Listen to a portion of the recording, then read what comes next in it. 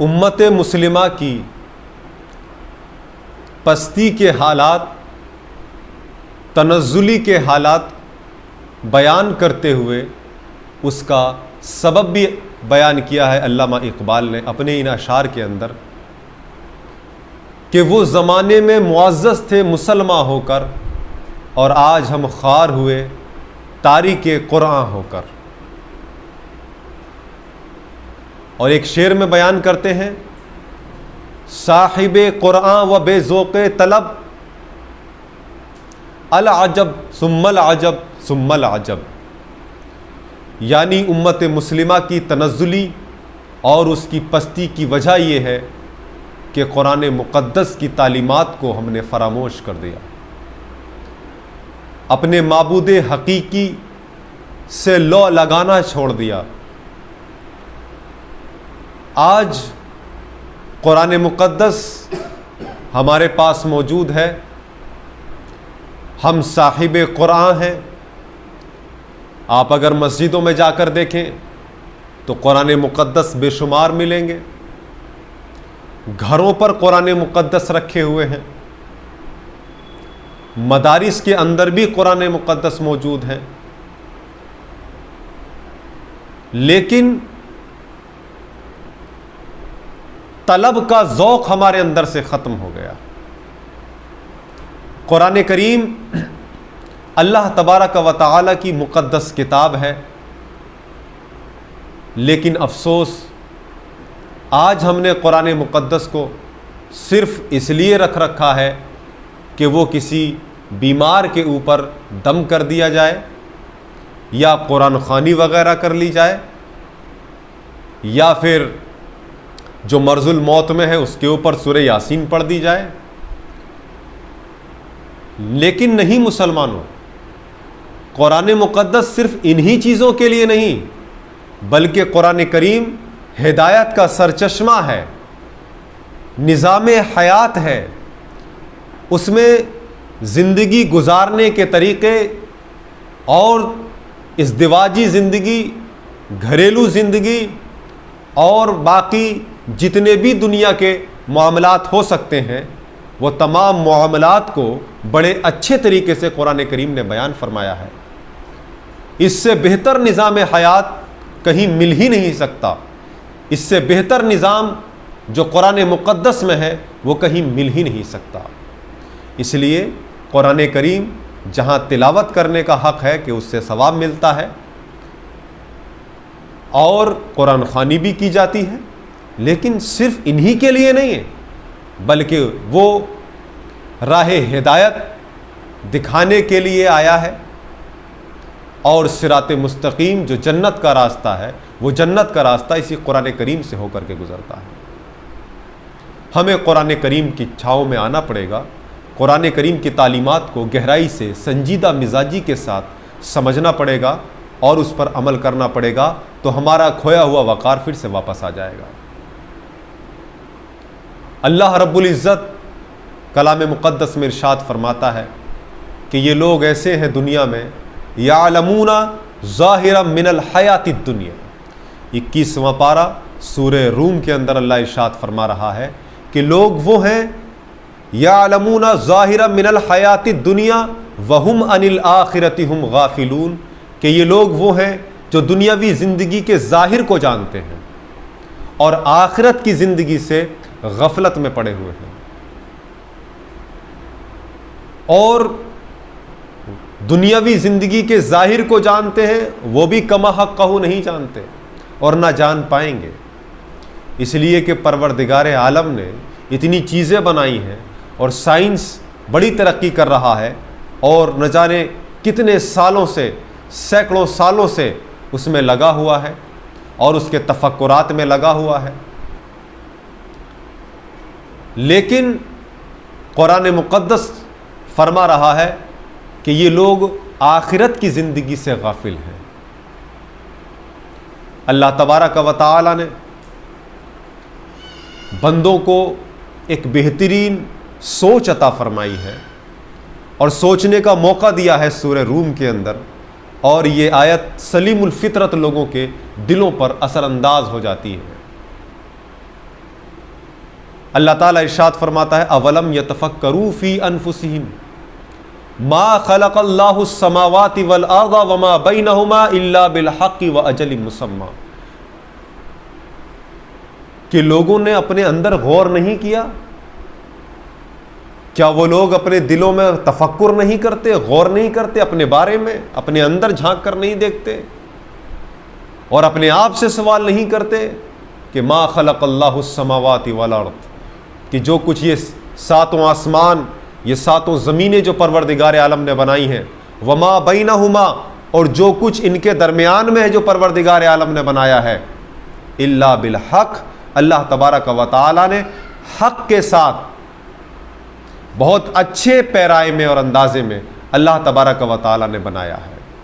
लेकिन ये ज़मीन व आसमान, ये पेड़ पौधे, ये जड़ी बूटियाँ, ये पहाड़, ये शजर व हजर, ये हमेशा रहने वाले नहीं हैं। वह अजलिम मुसम्मा, अल्लाह तबारक व तआला ने इसे एक मुतय्यना मुद्दत के लिए बनाया है, और जब ये मुतय्यना मुद्दत पूरी हो जाएगी तो क़यामत कायम होगी और सब चीज़ टूट फूट करके तबाह बर्बाद हो जाएगी, सब ख़त्म हो जाएगी। इसलिए हमें अपने माबूद हकीकी से लौ लगानी चाहिए, अपने परवरदिगार आलम से मोहब्बत करना चाहिए, और अल्लाह तबारक व तआला ने जिन बातों का हुक्म फरमाया है उन तमाम अहकाम पर अमल पैरा होने की कोशिश करना चाहिए और अमल पैरा होना चाहिए।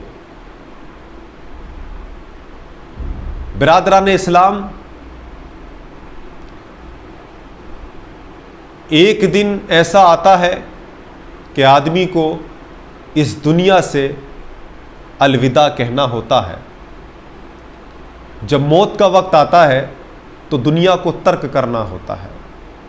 यही सोच कुरान करीम की इन आयात करीमा में अल्लाह तबारक व तआला ने अपने बंदों को अता फरमाई है कि जो थोड़ी सी भी सोच रखने वाला होगा, थोड़ा भी जहन रखने वाला होगा, और वो सच्चाई के साथ अपने दिल में गौर व खोज करके अगर वो सोचेगा तो वो नतीजे पर आएगा और अपने माबूद हकीकी से लौ लगाएगा।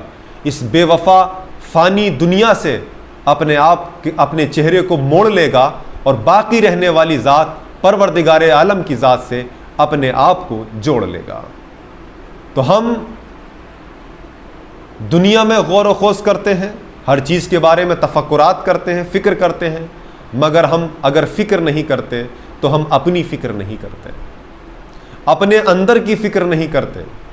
इन आयत करीमा में अल्लाह तबारक व तआला ने कई तरीके से बंदों को तफक्कुर करने का, सोचने का हुक्म दिया है कि वो अपने अंदर गौर करें, आसमानों को भी देखें, अपने अंदर गौर करें, ज़िंदगी और मौत को भी मुलाहिज़ा करें।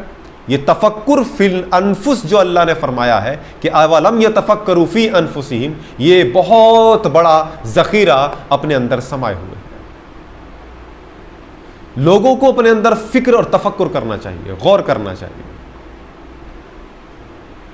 एक दिन ऐसा आता है कि हम दुनिया की हर चीज़ की फ़िक्र करते हैं, कि हम अपने बच्चों की फ़िक्र करते हैं कि उनके रोशन मुस्तक़बिल के लिए हमें क्या करना है, अपने अजीज़ व अकारिब की खुशियों के लिए हम अपनी खुशियों को कुर्बान करते हैं और बहुत ज़्यादा फ़िक्र और तफक्कुर करते नज़र आते हैं। लेकिन अगर तफक्कुर और गौर नहीं करते, फ़िक्र नहीं करते, तो हम अपनी फ़िक्र नहीं करते कि जब हम मर जाएंगे और तख़्त से हमें तख्ते पर लिटाया जाएगा, उस वक्त हमारे जिस्म के कपड़े उतार लिए जाएंगे और हमारे जिस्म पर अगर अंगूठी भी हो तो हमारी उंगलियों से वो भी निकाल ली जाएगी, हमारे घड़ी बंधी हो वो घड़ी भी हमारे हाथ से उतार ली जाएगी। तो फिर आज हमारे साथ कौन खड़ा है? क्या वो लोग खड़े हैं हमारे साथ में? क्या वो लोग मौत की सख्ती को बचा लेंगे जिनके लिए हमने अपने आखिरत को बर्बाद किया? नहीं, सब लोग दूर खड़े होंगे, हजारों मन मिट्टी में नीचे दबा करके वापस चले आएंगे। उस वक्त सोचो ज़रा, कब्र के अंदर अल्लाह तबारक व तआला के फरिश्ते उससे सवालात करेंगे और उस वक्त अंधेरी कब्र में उजाले का सबब कोई और नहीं बनेगा। अगर उजाले का सबब बनेगा तो वो आमाल नेक आमाल बनेंगे जो इस ज़मीन के ऊपर रह करके बंदा करके गया है, और परवरदिगार आलम के हुक्म अदूली करके जो गया है, फिर वो भी उस चीज़ को वहाँ पर मुलाहिजा करेगा। अल्लाह तबारक व तआला के नेक बंदे हुए जिन्होंने तफक्कुर किया, फ़िक्र किया, ज़रा सी ठोकर उनको लगी तो फ़ौरन उन्होंने समझा कि ये परवरदिगार आलम की तरफ से है। उन्होंने अपने रास्ते जो गलत रास्ते थे वो बदल लिए। एक वाक़या मुझे याद आ रहा है, हज़रत इब्राहीम इब्ने अदहम रहमतुल्लाह ताला अलैह, अल्लाह के वली, उनके एक साथी या उनके एक दोस्त थे जिनका नाम हज़रत इब्राहीम इब्ने बशार रहमतुल्लाह ताला अलैह था।